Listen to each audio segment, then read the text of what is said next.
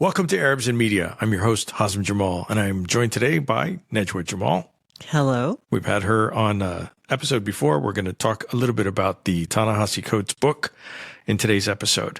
And we're going to get through some housekeeping here. Don't forget to subscribe on our Substack, support independent media, Arabs in Media on Substack and all podcast platforms, and stay in touch because we can have a dialogue there as well. So we're into day 375 of I was going to say the pandemic, was the genocide. This has been culminated by probably one of the worst visuals that I've ever seen, which is a man burning alive in a tent in the Israeli bombing of the Al-Aqsa hospital compound. I don't have any... With an IV. With an IV stuck to him. And if you haven't seen the image and you're listening to this podcast, I would search for that image because I think you need to see it and check yourself, check your feelings, ask yourself what it is that you feel in that moment. I've said many times before, I think we're in a very dark period time of humanity. And if you take a look at that video and you don't feel anything, then I would just be scared of what that means. If you're dissociated from this level of atrocity, then there's something wrong, something deeply wrong. So that's all I have to say about that. It has been extremely difficult to keep up with life when you see stuff like this. And I put a Substack out a couple days ago where I said, there are days where you feel guilty for this, but you actually try to get through a day without thinking about the fact that there's an active genocide happening. And the day that this happened, it was, again, one of these things where it's like surreal. Like, this can't be. Is this a replay? No, I cried when I saw that. I cry when I see a lot of the images that I've seen out of there, but that particular one was pretty bad. Yeah. One of these days, we'll look back on this time, and there will be a lot of stories that come out of it, including what people were feeling when they couldn't say anything or when they didn't say anything. And I think that's a lot of why some people are they've had it with keeping to themselves about this, and they're out there. Yeah, or just even avoiding it. I understand it's very hard. They call it...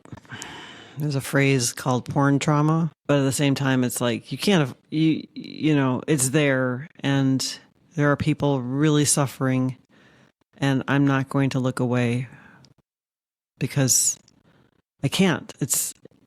We have to do everything we can. Even though I feel very helpless, we still have to do everything we can, and part of it is looking at what's happening. Yeah. Yeah. It certainly won't go away if everybody doesn't say anything. Yeah. There's so many things that have been kind of like put to dust through this whole past year of like, oh, it's too complicated. You can't possibly have an opinion of this because you're not from there, or you're not living there. And that's one of the reasons that the book that we're going to talk about and the kind of media sensation that has happened with Ta-Nehisi Coates' book release and promotional tour of The Message is so stunning to me, is because his simple act of writing about his experience has turned a kind of a elite group of the media on its ear. It has started to melt down a lot of the establishment media because they can't handle the fact that they were very supportive of one of his earlier works, and he was a reporter for The Atlantic, which was the case for reparations, which, even with the flaws that he acknowledges today, became a cause célèbre. That article. And it really put him on the map for being a critical favorite among the writing elite, the media elite, the liberal elite. And there was a lot to celebrate. Ta-Nehisi Coates is a superb intellect and writer, and without question is one of the cultural markers of our time from a literal perspective, from a book perspective, from a writing perspective. So when this book was on its way out, and the prior episode to this one, we interviewed on Arabs in Media a former librarian of the Emerson Public Library just outside Chicago, Leslie Williams. And that's an entire episode and a fascinating story about her experience having invited a Palestinian speaker to speak at the Evanston Public Library and the huge controversy and chaos that led to in Evanston, this very progressive public-facing city outside of Chicago, into a huge controversy where she eventually left like 3 years later, but not after the Evanston Public Library had suffered a lot of egg on their face for some very underhanded things that they had done, including throwing the library under the bus and lying about her, and basically facing up to the fact that they had tried to censor a diversity of voices, including a Palestinian writer, the first Palestinian writer they'd ever had there. So writers are up against this institutional wall to begin with. And Ta-Nehisi Coates, as a writer, is invited to this literary event in occupied Palestine. And there were several attempts for him to get out there, but for one reason or another, he like broke a toe or a foot, or the COVID hit and all of these other things. He finally went in May of last year, and he wrote a book, not just about that experience, but about experiences of going to Africa for the first time and going to South Carolina, where he had been the subject of book bannings and very narrow-minded racist conversations trying to shut him out of libraries and public schools and the conversation period. So fast forward to where we are today, and the book comes out, and you probably have been under a cape if you haven't seen the interview that shot across the continent on CBS This Morning. So why don't we just cut to the chase, and we're going to play what was a stunning, I would say, interview, because it really woke people up to some of what people are up against when they are doing media interviews, or if they're in the narrative of what's going on between Israel and Palestine, and what they're up against in terms of the line of questioning, the types of painting into narratives people are subject to. So we're going to start with actually not where most people have started this interview, but we're going to start right before it, so you can hear a little bit more of the context of where Ta-Nehisi Coates was going for. And I want you to pay close attention here at the very beginning of where Tony, I have to edit his last name in here because I can't, interrupts him, or just jumps right in and commandeers the rest of the interview and basically shuts Gil King out of this interview completely and hijacks it for his agenda. So let's start off right before that. Writing is how we interpret so much of everything that is around us. The Message is a political book. It argues that much of our politics actually happens before we walk into a voting booth, that our choices around us, that who we believe is human, who we don't believe is human, what policies we believe should be in the world, which policies we don't, are actually shaped largely by writing and the stories we tell. And so I believe that writers, and particularly young writers, have so much to do in the politics and in this time when, obviously we have so much conflict and there's so many quote unquote issues to be dealt with. Ta-Nehisi, I want to dive into the Israel-Palestine section of the book. It's the largest section of the book. And I have to say, when I read the book, I imagine if I took your name out of it, took away the awards and the acclaim, took the cover off the book, the publishing house goes away, the content of that section would not be out of place in the backpack of an extremist. Okay, we're going to jump in right there. We're going to jump in right here. First thoughts? I just remember the first time I watched this interview, and I've watched it several times now. I was like, what did he just say? Yeah, what just happened? Yeah. But I also think that Ta-Nehisi responded very well. And elegantly, yes, for sure. He was a gentleman, where the other guy had a veneer of being a gentleman. And look, I don't believe that if you're a reporter or if you're a journalist, you have to be gentle or a man, or, any of that combination of the etymology of that word gentleman. It's just, I guess, class is what I would say Ta-Nehisi represented. And Tony represented ambush first, despite the veneer of like, I'm your buddy, I'm your friend. And I think he really might have thought that he was doing some hard-hitting journalism, but it clearly was like a sideswipe. Right. But anyway, so continue. Yeah, go ahead. No. The backpack comment. that this would have been something out of the backpack of an extremist, and that's where we paused it, is frankly disgraceful because he claims to have read the book, and we've read the book. It's a fantastic book. And the overriding message of much of the book, one of them, I'll say, has been the fact that writing is one of the ways that people will be able to save the world. And, you know, I don't want to oversimplify it, but there are many messages that flow from that statement. And basically, the idea of writing, and I know you're a fan of writing. Mm-hmm. We're both fans of the idea of sitting down and journaling, even if it goes nowhere and it sits with you. It's a way for us to process this fucked up world that we're in. Yes. And it's a way to also change the world, because if you write and you sit with something, you can also really come to terms with what that really represents to you instead of a emotional reaction to something, because we're so kind of rewired now to be based on sound bites that we see on TikTok, perhaps. But writing is long form. It's deep work. It's thinking. And so to kind of go after somebody who has done the work and say, this is extremist, buddy, is a setup to even deeper problematic conversations that happen the rest here. But I do agree with you. I think he handled it.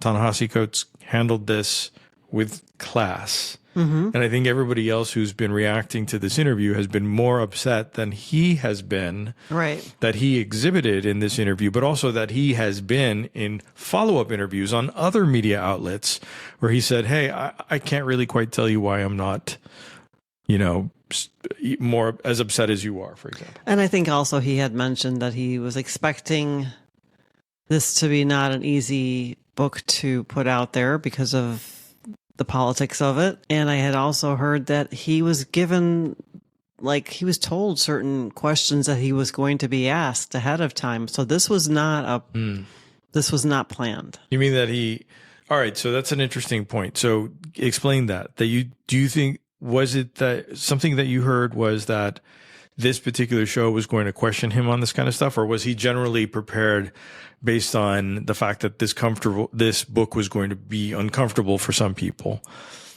based on him giving a narrative that isn't covered, which is one of his points here? Do you think he was prepped for this guy coming after him? No, he wasn't.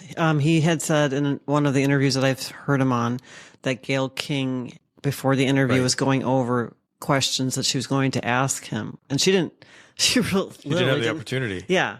At the end, she wrapped it up, basically saying, you have 20 seconds. Or that's one of the... Yeah. Look, no matter what you think about Gayle King, and so many people love to pop culturize her and be like, well, she's Oprah's friend. Right. And they like to just, take down anybody who has a prestigious position, or because she's a woman, or because she's a black woman, or whatever. There are people who will have a polarized reaction to her. I think she's an excellent journalist. I think she's thorough. Mm-hmm. I'll put it that way. I can't speak to if she has an agenda or a narrative to promote, but what you're referring to, I did also hear about that he quoted in another interview that she came up to him backstage before this interview, mm-hmm. because she had done really extensive note-taking through the book and had lots of questions based on, her insightful research, the real hard work that goes into something like this. Whereas when you hear this guy's interview with Coates, one of I think the stunning things about it for me was how much of a disconnect it was from the actual book. Right. Yes. He really did ambush him. He did ambush him because he wasn't supposed to ask these questions, but he did. And it's obvious when you see it too. There has been some fallout after this. And of course, there's been a lot of coverage of the fallout and a lot of people who have had, behind the scenes reports, people who are off the record saying that this was what happened with CBS News as an institution and that they agreed. But it's not nearly a big of a fallout as you would imagine it should be. Like if the roles were reversed.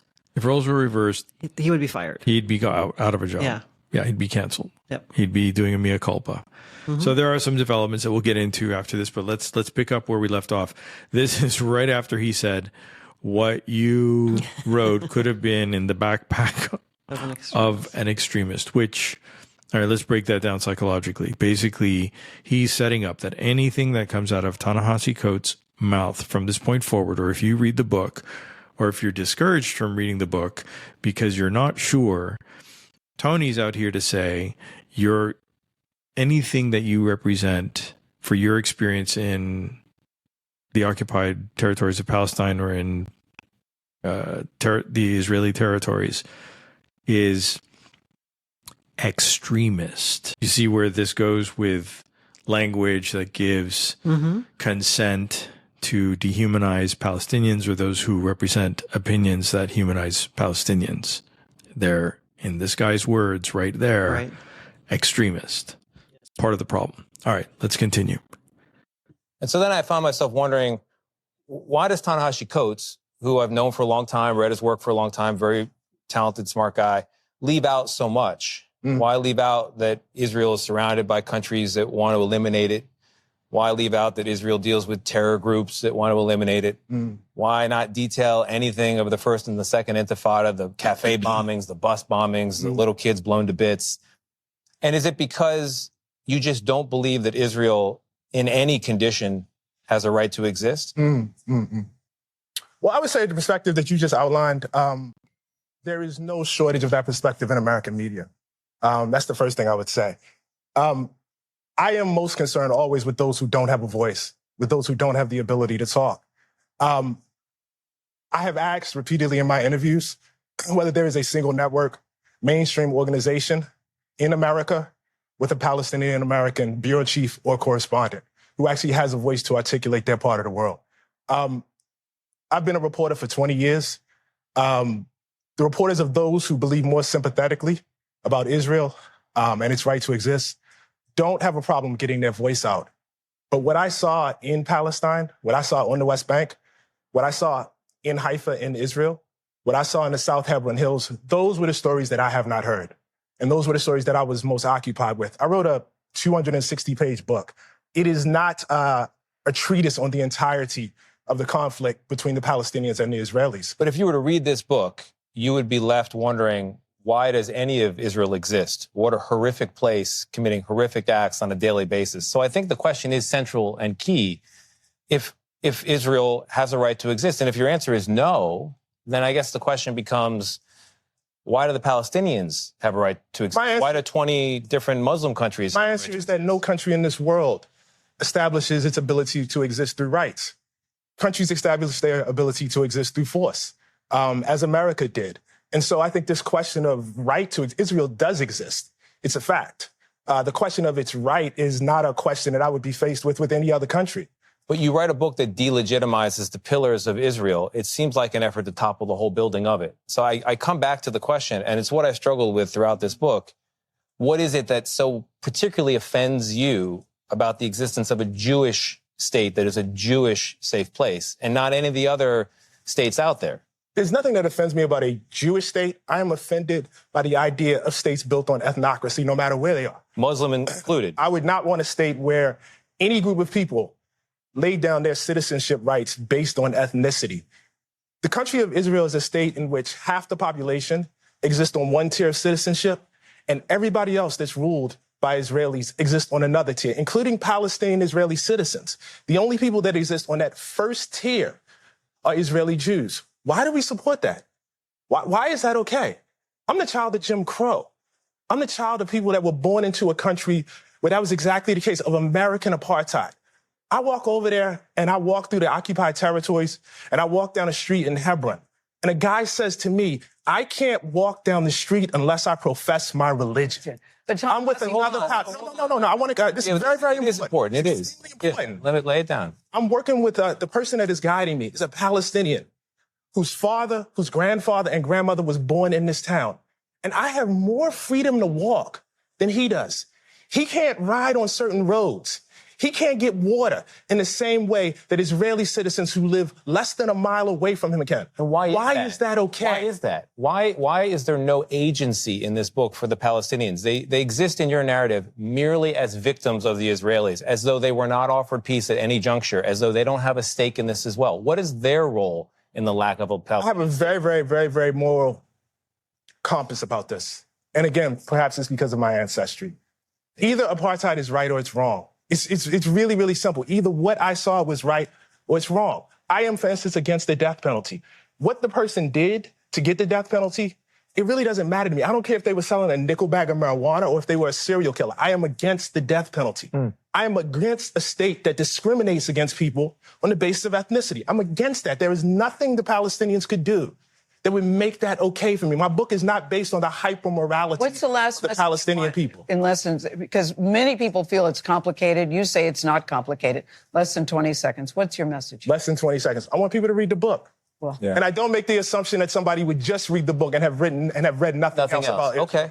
You're still invited to High Holidays. I'll see you at the show. I mean it, buddy. That'll do it for us. Thank you. Out of time. I mean it, buddy. Yeah. You're still invited, It's which is a dig. Yeah. Hugely condescending. Yeah, it is. I still think you're an extremist, but I, as a establishment, white face on a black co-hosted morning show, Right. am okay with you spending time with me. Yeah. It really should be the other way around. It's Right. like, dude, will you still let me in your circle? I mean, that was so cringe on so many different levels. Yep. Where do we start? There were so many different components to it. Questions that don't even really pertain to the book. It's like, did you read the book? Asking if Israel has the right to exist. His message in the message isn't about that. Yeah. It's giving, and he said it right there. He's giving the voiceless a voice. And that's what he's trying to point out, is that the Palestinians don't have a voice. You have plenty of voices out there for Israel. Yeah, I'm going to read a really short excerpt of one section of the second half of the book dealing with Ta-Nehisi Coates' experience in the occupied territories and in Israel. And it says, land in Israel and the areas where it has direct control, Jerusalem and most of the West Bank, are tightly managed by the state. In much of the country, land cannot be outright purchased, but much must be leased from the state. So there are 3 areas within the West Bank, A, B, and C. And in Area C, communities must submit an application with an attendant array of documents, aerial photos, and legal briefs to receive a lease. The adjudications of the process, like the managers of the socio-archaeological site, which is a reference from an earlier part of the book, and the judges who handle appeals, often themselves who are settlers who are living in the colonies of the West Bank. So they have to go through this huge process.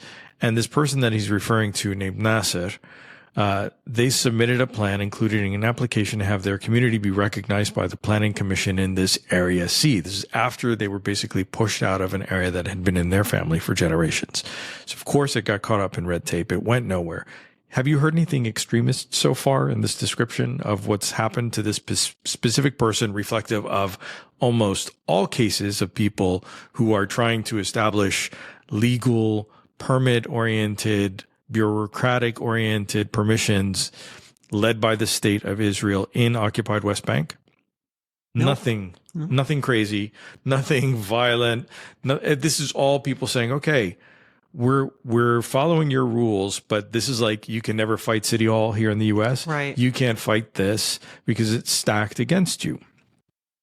So Ta-Nehisi goes on to ask him, why do you submit this paperwork if you know it's stacked against you? And he's, if the whole committees are against you.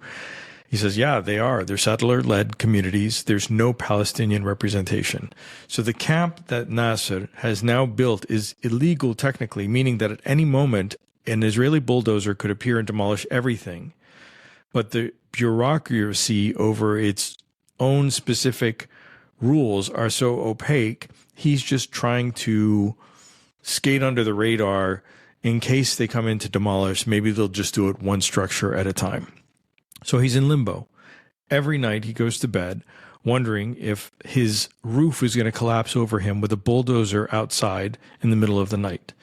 So, I mean, that's just a small example of the examples firsthand that Ta-Nehisi Coates witnessed and reported on and investigated in his time there and his time before and his post-visit research to confirm and do all the things that journalists and writers do, which is to make sure that what they're writing about is an accurate representation. Of course, he's been torn down by people who are super threatened by this book because it disrupts the status quo of what has been apartheid for decades.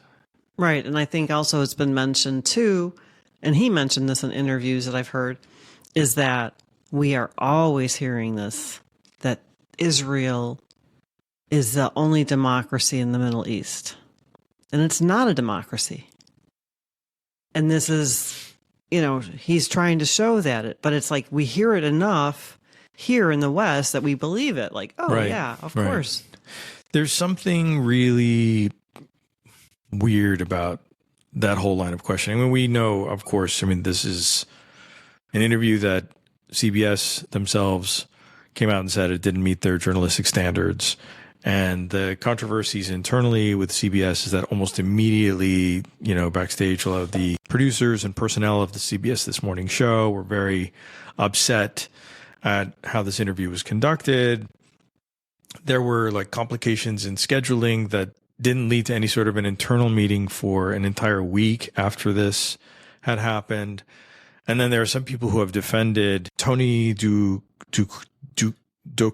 I don't want to mispronounce it, right? And this is certainly not a dig because, that's it's his name, right? And when you take somebody's name down for what it sounds like or whatever, right. It's just, I'm not into that. It's right. not my thing. But, never heard of him before, but I hadn't either. CBS. He certainly put himself on the map here, but apparently now the fallout is that he's done outreach to different names, talent, producers within the organization of CBS News, not as a mea culpa or an apology to her, although it could be perceived as that, but to try to mend fences because he stepped in it. He stepped in it when he acknowledged that he didn't live up to the CBS standards, whatever that is or what that looks like in terms of the tone or the structure or the approach. But he certainly, he came off as a bully, in my opinion. He knew what he was doing. He knew exactly what he was doing. And here's the thing about taking somebody's book and saying, I don't like it. That's fair game, to say, I didn't like it because of this. But to say, I didn't like it because I disagree with it. It's not, it makes me uncomfortable or it threatens this.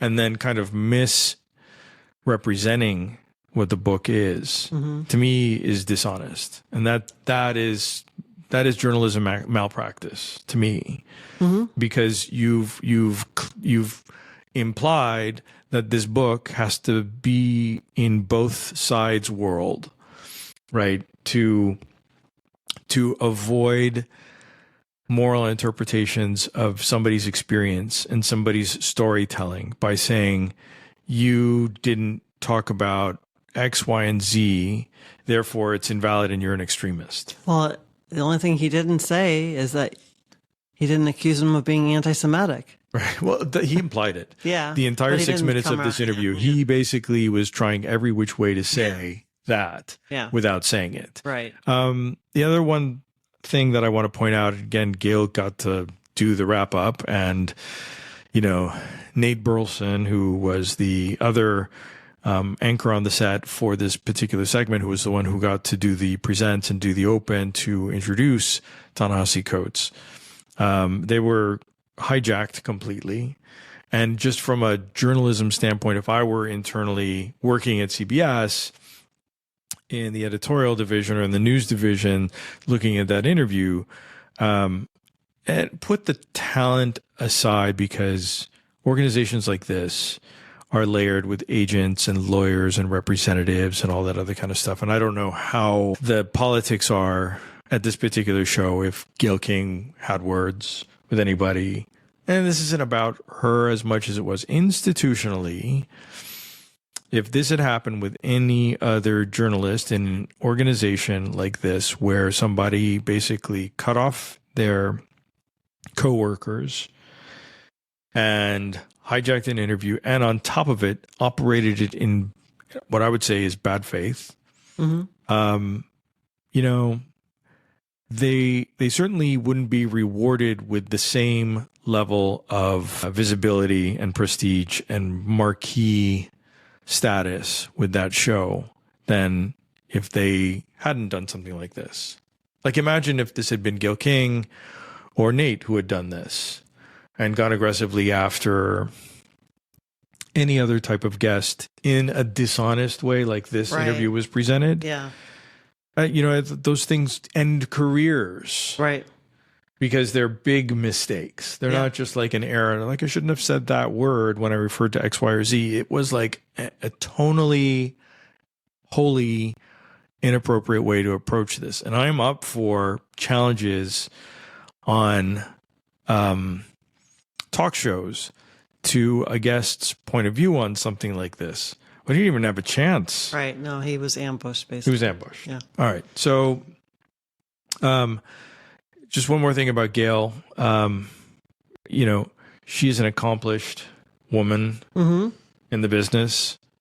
She's, for better or for worse, because of her friendship with Oprah Winfrey, I think for decades was seen as just her best friend, but she's really shown that she's got the chops and she's made of the good stuff. She's been around for a long time. She can hold her own. She's done some really, I'm not going to say she's perfect or that, she's anything, but in this interview, she proves that despite the optics of somebody, a coworker, hijacking something that she had prepared for. Right.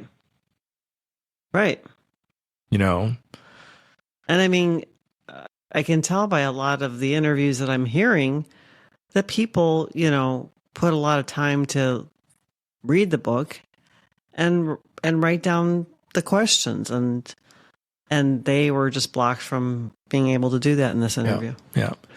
So and it really didn't even feel like it was about the book because he was just basically questioning him more he about, was like basically it was like, hey, you've written this book with 3 parts, and we all know in this room among us friends that the one that's going to get the most chit chat on these talk shows is going to be the part about Israel Palestine. So let's dig into that. That's totally understandable, but where was the talk about the book? Right. That's essentially, you'll get this anyway, because, a lot of these interviews, just by nature, the segment is structured for 5 or 6 minutes, maybe even 3 minutes, and they've got to pack a lot into a little. I get that, and I acknowledge that. But with that precious time that you have. Right. And they don't have a lot of time in this. Again, it was more about why was this not put in there? Or why, what about believing if Israel has a right to exist? It was just nothing about the book. It was talking points. Yeah. Right. It was from the dictionary of talking points of like getting people off message long enough to be put on the defensive, and but that's not what I was talking about. These are talking points. Can we get past the talking points? Right. So if you're watching and get into this the material, and you haven't read the book, and you maybe don't even know who Ta-Nehisi Coates is, maybe you might be like put off by like, oh, I'm not going to read that book, or it must be something against Jewish or Israel. Yeah. So I will say, and kudos to Ta-Nehisi Coates, who has proven himself, whether he intended to or not, to be one of the faces and voices of people who have started to continue to chip away at the ice that has frozen out Palestinian voices. And as somebody who, as gracious as he has been, has put the question back on interviewers to say things like, hey, you want to accuse me of X, Y, and Z? Show me how many Palestinian bureau chiefs or reporters that you have on your staff at these mainstream news networks, and they're all quiet. Mm-hmm. They all are silent, and there aren't any. There are none. These are the things that we talk about on this podcast, and I've had in multiple interviews, whether the person is of Arab ancestry, if they're Palestinian, or if they're not. It's bring Palestinians to the table to share their own their own narrative. The fact that Ta-Nehisi Coates has burned his social capital to tell a story that would not otherwise have been popular, and he did it before October 7th, his research on this. Right. It was an imperative that he felt because of some of the statements that he had made through the writings of the case for reparations, where he was challenged on the idea of reparations and the analog that he had brought to the reparations that Germany had implemented for the state of Israel, that people assumed were transferred to people who were Jews as victims of it, but it went to an industrialized national state for this. And I'm not making an argument about what that was, but what he realized over a long period of time, as it was pointed out to him, was that the case for reparations and the case of Germany paying to Israel in many cases led to this apartheid. Mm-hmm. And if he's going to speak for the voiceless, then he's got to be true to himself. So I applaud anybody who uses writing to challenge their own assumptions and to do a version 2.0 or 3.0 of their theory and evolving in life versus this black and white approach of like, well, I didn't read my narrative in here, so why do you hate us so much? Which is just a shame every time you hear it, because it's just not moving us forward. And the world is changing, and the people who have this approach of attacking people who have an articulated understanding of a different experience than what's been expressed in the media, those are the ones who are going to be ultimately left behind unless they evolve themselves. Right. And and he did say how he felt he had a responsibility after what he saw to write about it, that he could not unsee it and that he couldn't just not say anything. Yeah. It's a very common experience that people have, because there are lots of trips sponsored by the government of Israel for people who are in media or in entertainment to come out there and see their world, and they're only shown the other side of what these experiences were for Ta-Nehisi Coates, which is, this is a beautiful X or a beautiful Y, and look at the beaches and our nightclubs, and we're civilized and we're shiny and we're this and we're that. And the implication one could be left with, if you're not able to see what Ta-Nehisi Coates saw, of the different road you have to take or the multiple checkpoints that you have to take with a, stationary version of a quadcopter pointing at you while you're standing for hours at a checkpoint because some military thug decided he wanted to make you wait, whether you were bleeding or whether you were pregnant or whether you were just old, tired, or young or whatever.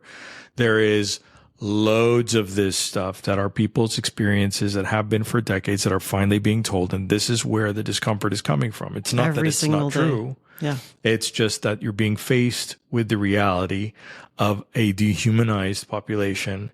And these are the ones who today, quote unquote, have it lucky compared to what's going on in Gaza. Right. But this is still pointing out that we have been supporting apartheid. That's a very uncomfortable thing to sit with. And so what you see a lot of times is people fighting back and saying it's not apartheid. Right. Or it's not a genocide, or it's not this, or it's not that. We're just at this point where anybody who cannot see this is either in deep, deep denial, or they're lying, or they're gaslighting you. Or they're so brainwashed. Yeah, I think that's the deep, deep denial element, right, yeah. Right? It's just, because I think brainwash, and I agree. I mean, there's a lot of propaganda. From a practical standpoint, there's so much propaganda out there. And we've had this conversation at dinner tonight. It's like, does shame work? Mm-hmm. Right. To bring people to your point of view and to understand, that Palestinians are human and that this is a genocide and that this is apartheid and all of these. There's a lot of people who are growing up in Israel or in wherever and hearing, Palestinians want to kill you, or Palestinians are not human, or all Arabs want to kill Jews. And it's not true, but that's what they're being taught. So that's what they think is happening. And we were brought up with propaganda as well. I mean, everybody has some sort of propaganda wherever they live. And then the point is that you have to get outside of your bubble and read, and as this book is saying, is you need to go out there and read, and it's not going to be comfortable. Experience it, yeah. And you can come to your own conclusions, but don't stay in your bubble. I'll add one more thing about the main host, the hijacker, Tony Dokupul. And apologies if I got that wrong. I worked in an organization that my role was behind the scenes in programming on the entertainment side of things. And we never even came close by nature of the brands that I worked with towards controversial news oriented or hot button issues or hot topics, to my regret, because just institutionally, we weren't set up for it. I don't think we had the depth to be able to do that. But we had a news division in one of these places where I worked, and they had just lists and lists of things that were part of their ethics and their codes. But basically these codes of ethics, which kind of bled over to a lot of the organization. And disclosure has been a really big part of the idea of what news is supposed to tell you over the last, let's say, 5 to 10 years. And so, for example, if you are hearing an NPR story, they might be doing a story about Amazon, and then they might say afterwards, and as a disclaimer or disclosure, Amazon owns Amazon or something, is a contributor to NPR or something like that. And don't quote me, I don't know if they are or if they still are, but that's a form of transparency, which is supposed to be valued from a consumer standpoint. And certainly it's one of the things that I think, if you want to keep up with trends in journalism, then those types of disclosures are really important. There are other ways that disclosures need to be meted out to the audience, and it's basically to identify whether you have a conflict of interest or perceived conflict of interest more than anything else. And what Tony DeCouple, I keep massacring his name, and I honestly don't want to. He did not disclose that his wife or his ex-wife and his children live in Israel. Yeah. So they live top-tier citizenship with all the benefits and the rights that come with Jewish Israelis. And he is pushing back without disclosing that. Mm-hmm. The idea of Ta-Nehisi Coates showing apartheid, Jim Crow laws, and a second-class status for everybody who is not an Israeli Jew. And he does not disclose that connection that he has, which I think is imperative in something like this, in a conversation like this. It doesn't matter if he's Jewish or not, but it matters that he discloses that his political view is not born out of this radical free thinking where he doesn't have skin in the game. He has direct skin in the game. Yeah, I mean, it seems pretty obvious. Versus Ta-Nehisi Coates, who's like, I'm not Palestinian. Yeah. I'm not Jewish or Muslim or even Christian for that matter. Right. But by the way, as I was trying to walk down this street where my Palestinian cohort, who has generations of family lines above him in life, who can't walk down this street, the Israeli military person who stopped me would not let me pass until I announced what my religion was to him. Why?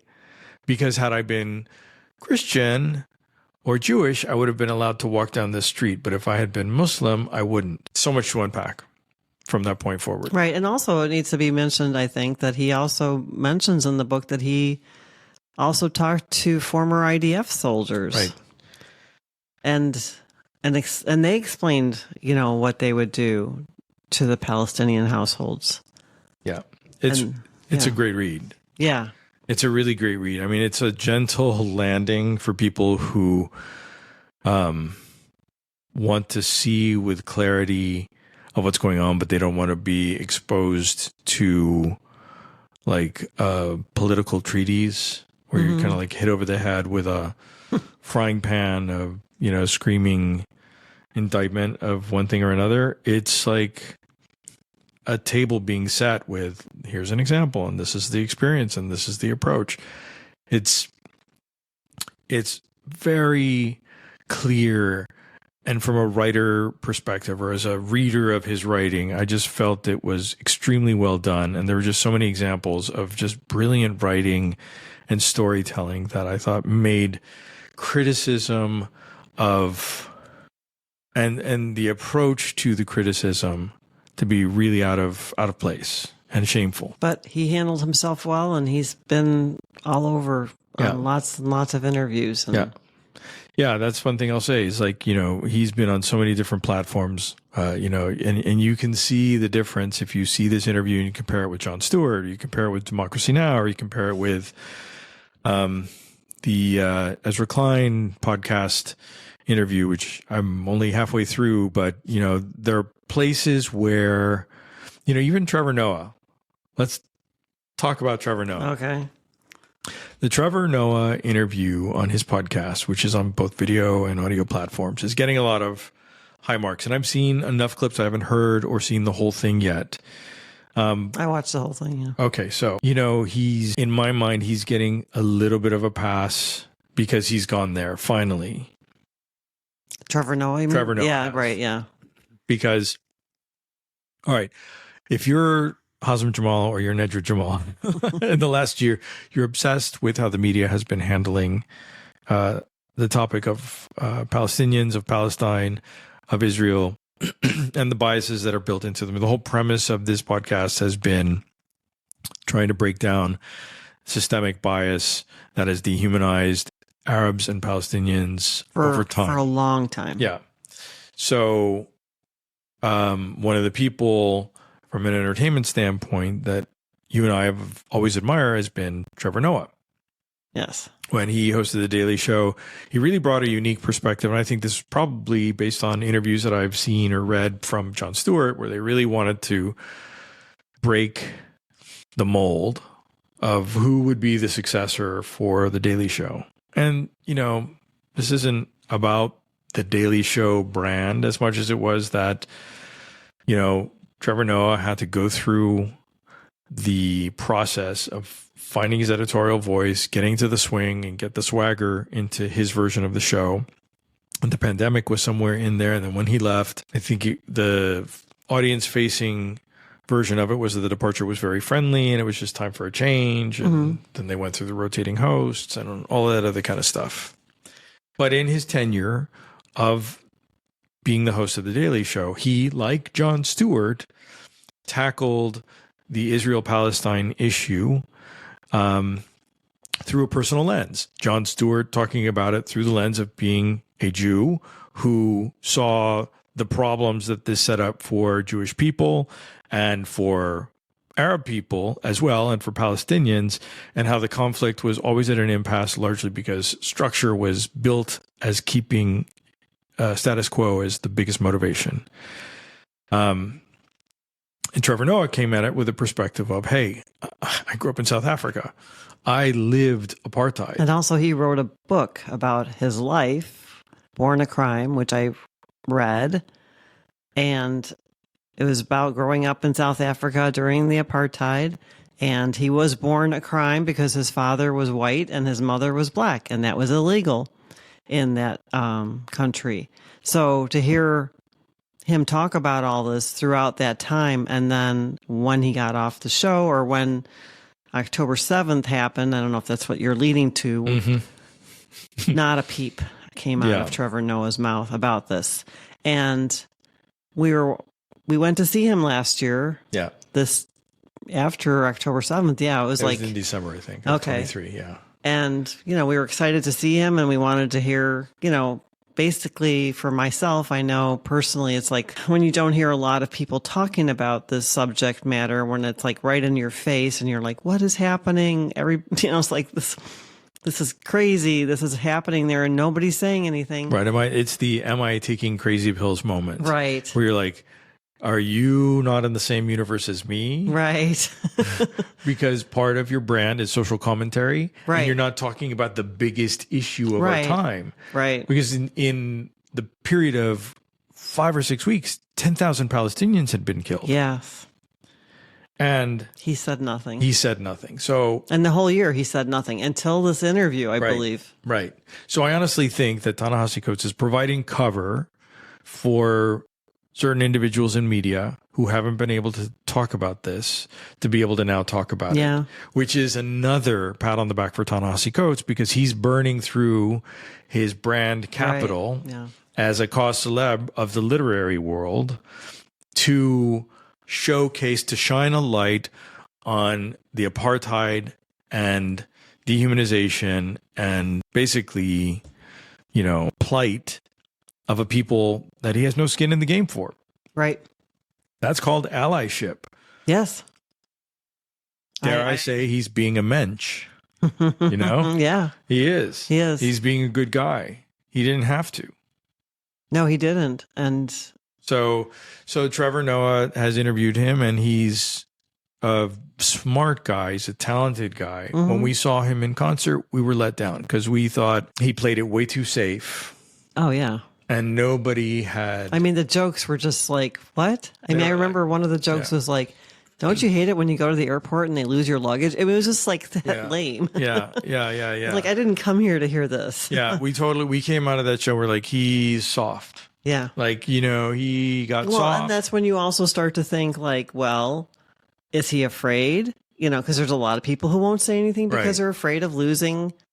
And there's a lot to lose. There is a lot to lose. We know that. Sure. I mean, there's some people that we know have lost their jobs, right? Who have lost their livelihoods, who have been canceled. Hollywood, movies, TV, entertainment, and we'll stick with that right now because that's the industry he's in. He's in the entertainment industry, but it wasn't limited to that. It's people who could be working for a sanitation department who wears a certain color scheme on their shirt and it says Free Palestine in the corner of it, and they're like, fined or fired or whatever, or people who work in prestigious law firms who, anyway. Yes. So. And I don't think a lot of people realize that, though. People, I think, like you and I, and a lot of people, I think, who are in the Arab diaspora around the world, at that point in life, we know who the real ones are.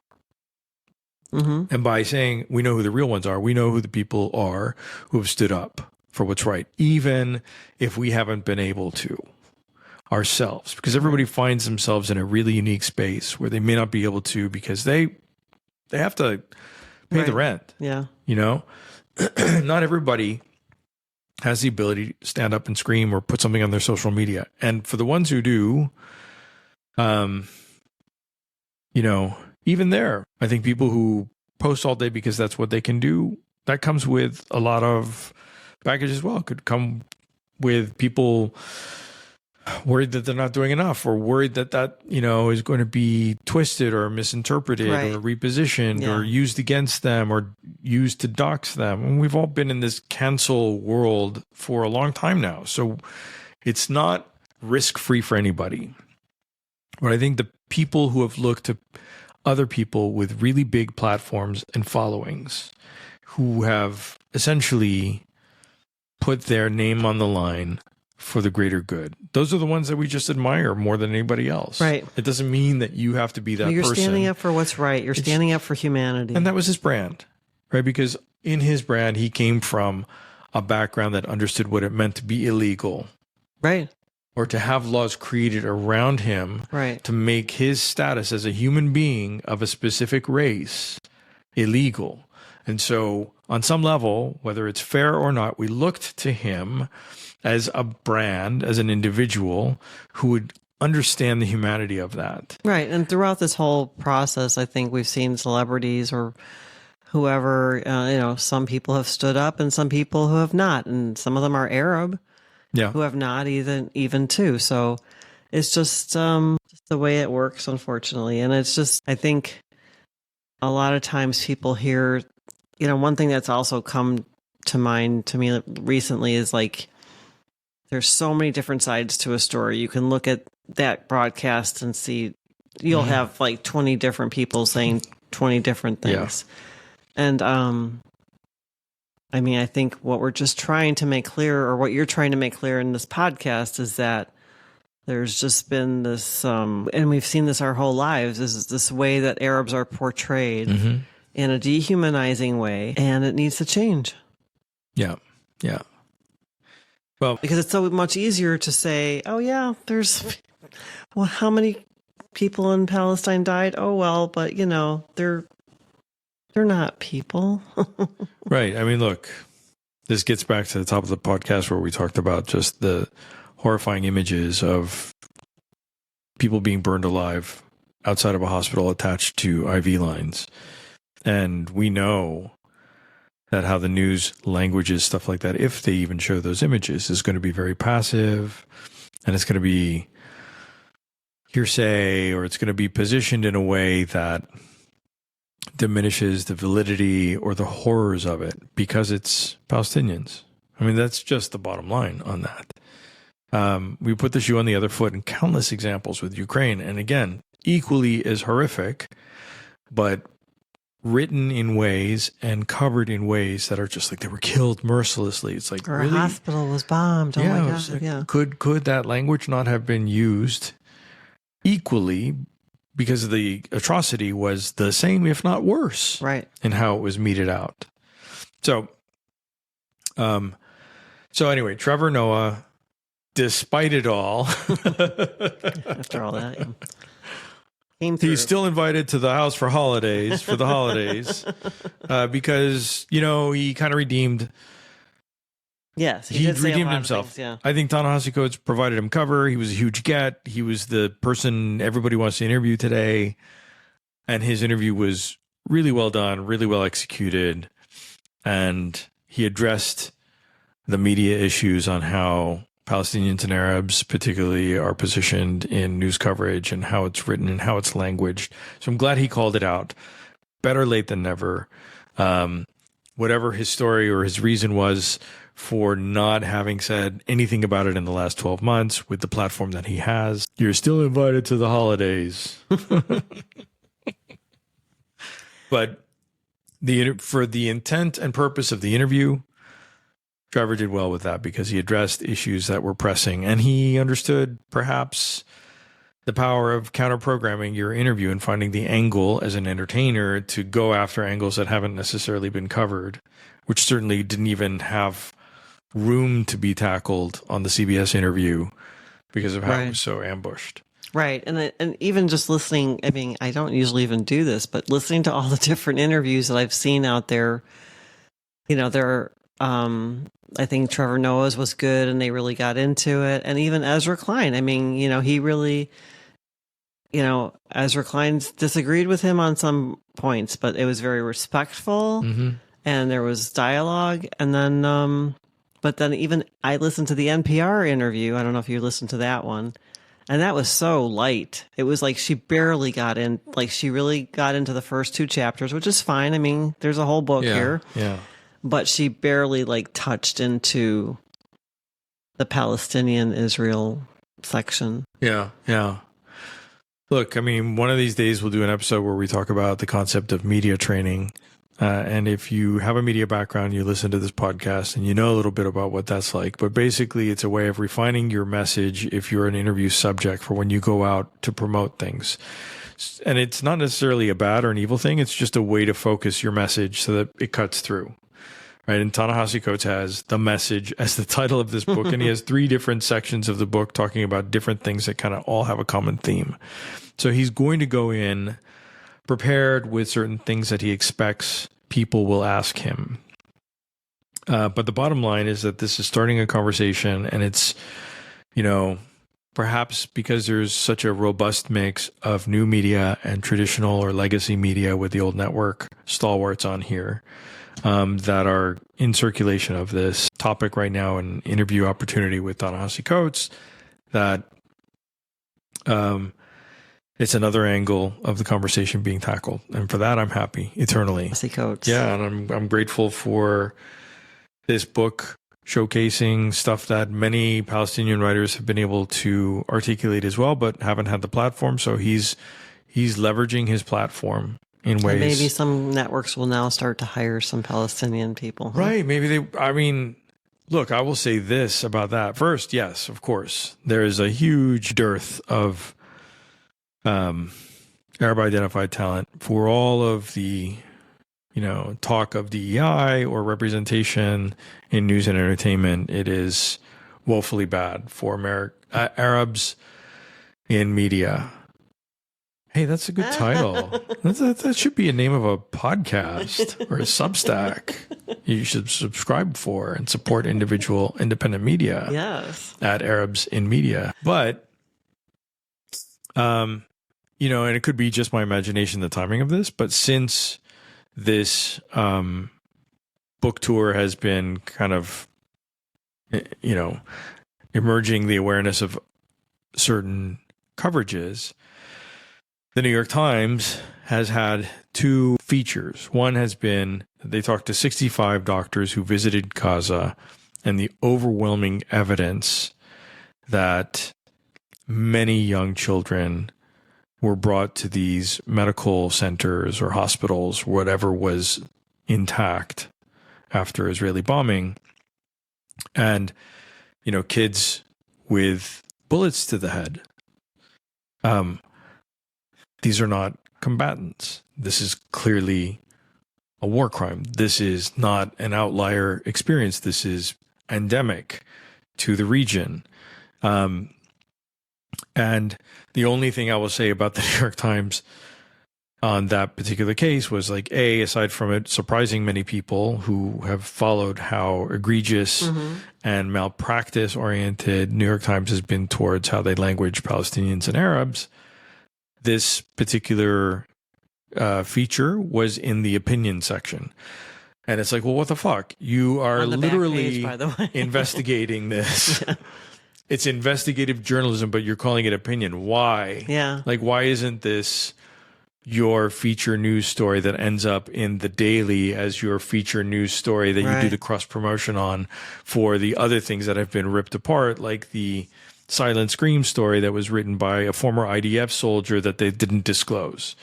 Which turned out to be disproven by the very family of the victim that was interviewed for this in the article. So, at least, a little bit of light shined through the crack where the article was even written, where New York Times, I can't say with any certainty that they would have done this before.